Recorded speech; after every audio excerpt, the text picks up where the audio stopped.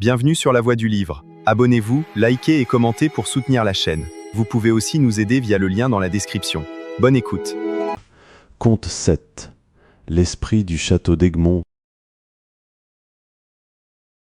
Anecdote. On lit l'anecdote qui suit dans le Segrésiana. Monsieur Patrice avait suivi Monsieur Gaston en Flandre.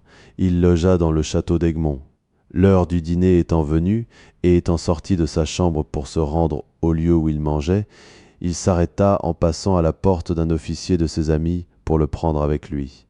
Il heurta assez fort. Voyant que l'officier ne venait pas, il frappa une seconde fois en l'appelant par son nom. L'officier ne répondit point. Patrice, ne doutant pas qu'il ne fût dans sa chambre, parce que la clé était à la porte, ouvrit et vit en entrant son ami assis devant une table et comme hors de lui-même. Il s'approcha de fort près et lui demanda ce qu'il avait. L'officier revenant à lui, dit à son ami « Vous ne seriez pas moins surpris que je le suis, si vous aviez vu comme moi ce livre changer de place et les feuillets se tourner d'eux-mêmes. » C'était le livre de Cardan sur la subtilité. « Bon, dit Patrice, vous vous moquez, vous aviez l'imagination remplie de ce que vous venez de lire, vous vous êtes levé de votre place, vous avez mis vous-même le livre à l'endroit où il est, vous êtes revenu ensuite à votre fauteuil, et ne trouvant plus votre livre auprès de vous, vous avez cru qu'il était allé là tout seul. »« Ce que je vous dis est très vrai, reprit l'officier, et pour marque que ce n'est pas une vision, c'est que la porte que voilà s'est ouverte et refermée, et c'est par là que l'esprit s'est retiré. » Patrice alla ouvrir cette porte qui donnait sur une galerie assez longue, au bout de laquelle il y avait une grande chaise de bois si pesante que 2 hommes pouvaient à peine la porter. Il remarqua que cette chaise s'agitait, quittait sa place et venait vers lui comme soutenue en l'air. Patrice, un peu étonné, s'écria « Monsieur le diable, les intérêts de Dieu à part, je suis bien votre serviteur, mais je vous prie de ne pas me faire peur davantage. » Et la chaise retourna à la même place d'où elle était venue. Cette aventure fit une forte impression sur Patrice et ne contribua pas peu à le faire devenir dévot. Note. Cet esprit était donc matériel. Vampire Harpe. Un homme, qui s'appelait Harpe, ordonna à sa femme de le faire enterrer, après sa mort devant la porte de sa cuisine, afin que de là il pût mieux voir ce qui se passait dans sa maison. La femme exécuta fidèlement ce qu'il lui avait ordonné, et, après la mort de Harpe, on le vit souvent dans le voisinage, qui tuait les ouvriers et molestait tellement les voisins, que personne n'osait plus demeurer dans les maisons qui entouraient la sienne. Un nommé Olaüs Pas fut assez hardi pour attaquer ce spectre, il lui porta un grand coup de lance et laissa l'arme dans la blessure. Le spectre disparut, et le lendemain, Olaüs fit ouvrir le tombeau du mort. Il trouva sa lance dans le corps de Harpe, au même endroit où il avait frappé le fantôme. Le cadavre n'était pas corrompu, on le tira de son cercueil, on le brûla, on jeta ses cendres dans la mer, et on fut délivré de ses apparitions.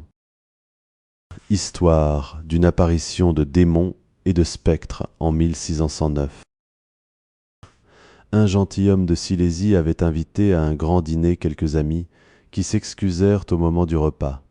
Le gentilhomme, dépité de se trouver seul à dîner lorsqu'il comptait donner une fête, entra dans une grande colère et dit « Puisque personne ne veut dîner avec moi, que tous les diables y viennent. » En achevant ces paroles, il sortit de sa maison et entra à l'église où le curé prêchait.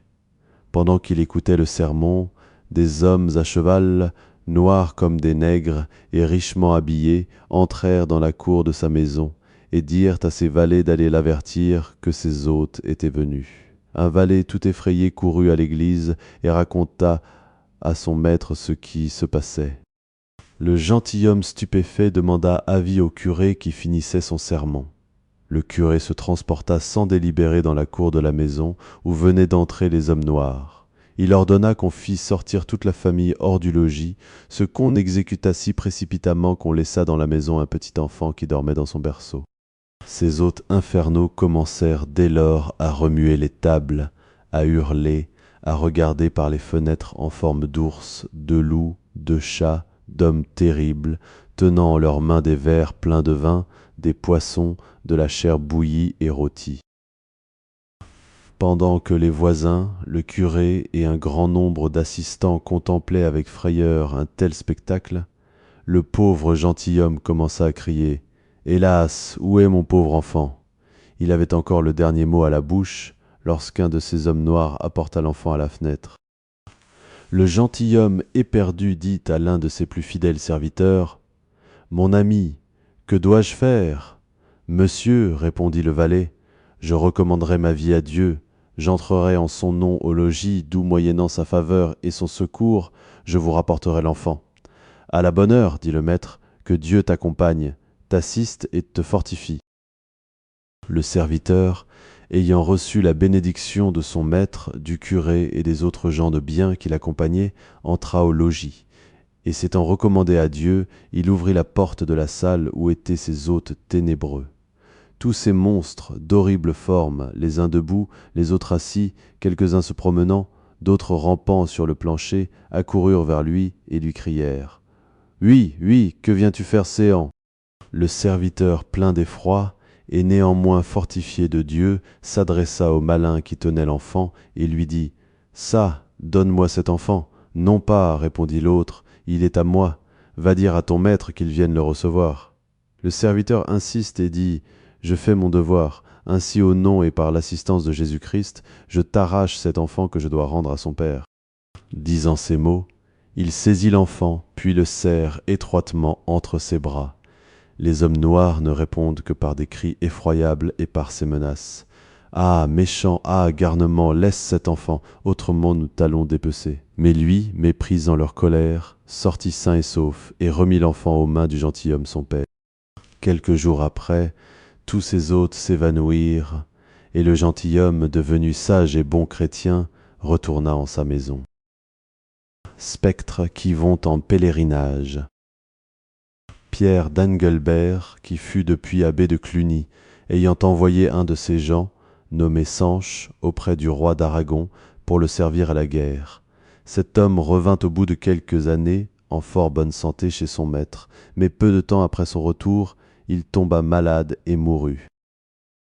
4 mois plus tard, un soir que Pierre d'Engelbert était couché et qu'il faisait un beau clair de lune, Sanche entra dans la chambre de son maître, couvert de haillons.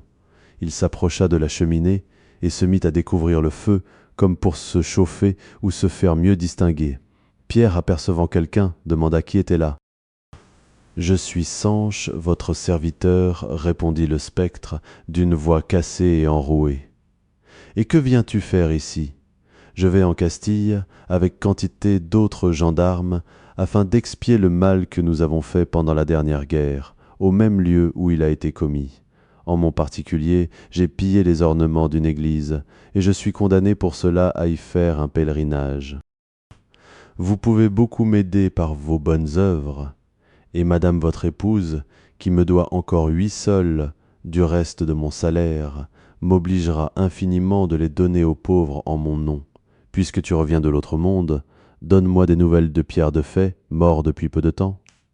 Il est sauvé, et Bernier, notre concitoyen, il est damné pour s'être mal acquitté de son office de juge et pour avoir pillé la veuve et l'innocent. Et Alphonse, roi d'Aragon, mort depuis 2 années. Alors un autre spectre, que Pierre d'Engelbert n'avait pas vu encore, mais qu'il distingua alors, assis dans l'embrasure de sa fenêtre, prit la parole et dit « Ne lui demandez pas de nouvelles du roi Alphonse, il ne peut vous en dire, il n'y a pas assez longtemps qu'il est avec nous pour en savoir, mais moi qui suis mort depuis 5 ans, je peux vous en apprendre quelque chose.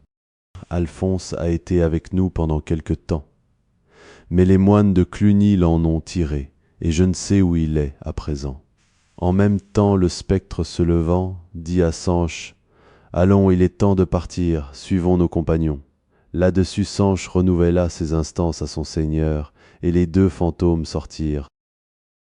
Après leur départ, Pierre d'Engelbert réveilla sa femme, qui, quoiqu'elle fût couchée auprès de lui, n'avait rien vu ni rien entendu de tout ce qui s'était passé. Elle avoua qu'elle devait 8 sols à Sanche, ce qui prouva que le spectre avait dit vrai. Les deux époux suivirent les intentions du défunt. Ils donnèrent beaucoup aux pauvres et firent dire un grand nombre de messes et de prières pour l'âme du pauvre Sanche qui ne revint plus. Histoire d'une damnée qui revint après sa mort.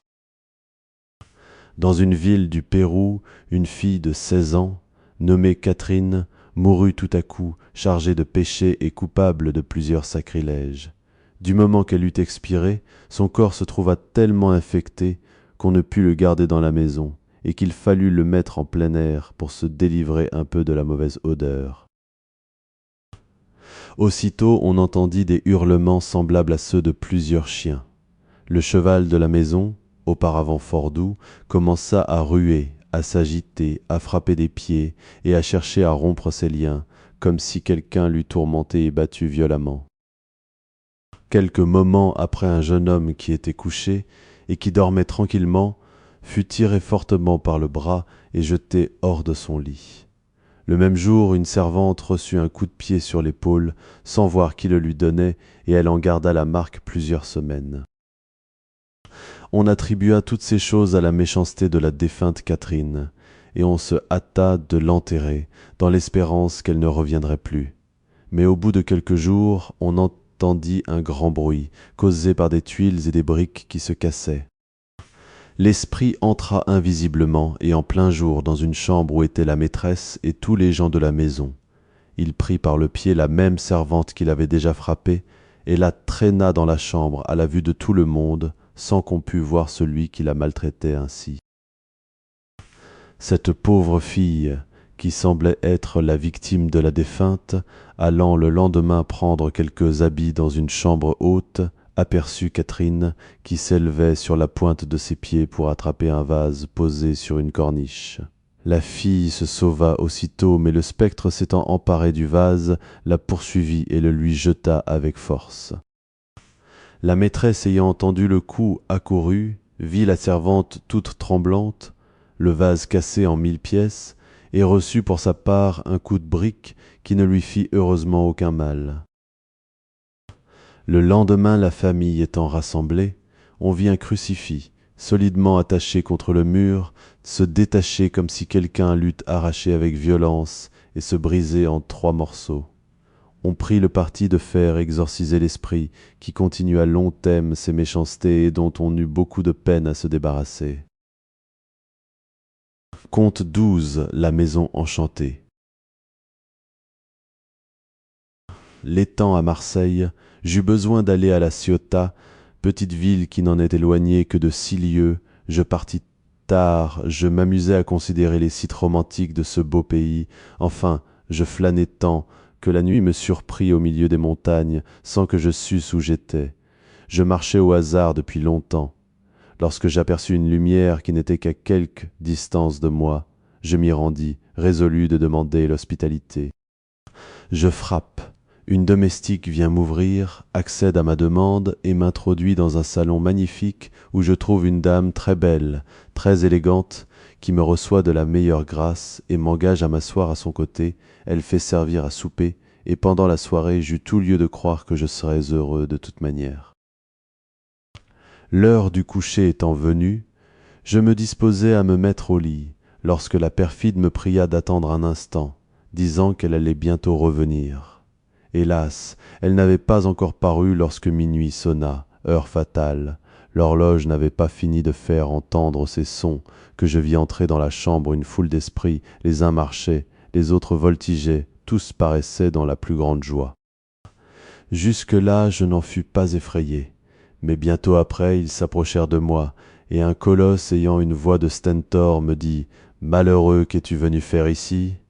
Ne savais-tu pas que cette maison appartient aux esprits et que chaque nuit nous nous y rassemblons ?» J'avais au plus la force de lui répondre, lorsque mon vigoureux colosse s'empare de moi, m'enveloppe dans les matelas, les couvertures, et me transporte au milieu de la chambre. Ce qu'il y a de surprenant dans cette aventure, c'est que je ne sentais rien, et que mon transport se fit comme par enchantement. Lorsqu'ils m'eurent assez ballotté, ils me délivrèrent, me firent asseoir, et un plaisant de cette société infernale proposa de me faire la barbe, aussitôt le bassin, la savonnette, La serviette en un mot un nécessaire complet parure, et une main sinon invisible, du moins très légère, me rasa avec une dextérité sans exemple, mais le malin esprit ne me rasa que d'un côté, et la preuve que ce que je vous dis est vrai, c'est que la barbe n'a plus poussé sur ma joue gauche, tandis que la droite n'a éprouvé aucun changement. Nous vérifiâmes le fait, et nous nous aperçûmes que le poil du côté gauche était rase, et qu'il était comme si le feu y avait passé. Après que cette opération fut finie, reprit notre compagnon, ils partirent d'un grand éclat de rire et résolurent de me faire sauter sur la couverture. Ils me bernèrent un bon quart d'heure, après quoi ils me laissèrent en repos. Cependant le jour commençait à poindre, sans doute le moment du départ approchait, car ils s'enfuirent précipitamment. Mais avant ils me firent diverses marques sur le corps, marques qui ont été ineffaçables et que je porterai sans doute toujours. Ce qui me surprit le plus, c'est que la maison disparut et que je me trouvai aux portes de la Ciotat, sans que j'aie jamais pu savoir comment j'y avais été transporté et comment la maison avait disparu. Depuis cette époque, que j'ai toujours présente à la mémoire, je n'aime plus à me trouver avec des esprits. Hélas, messieurs, que sont vos aventures auprès de celles que mes crimes m'ont attirées, dit un troisième voyageur. Votre histoire, demandâmes-nous en même temps. Volontiers, répondit-il, mais vous en frémirez, j'en frissonne encore.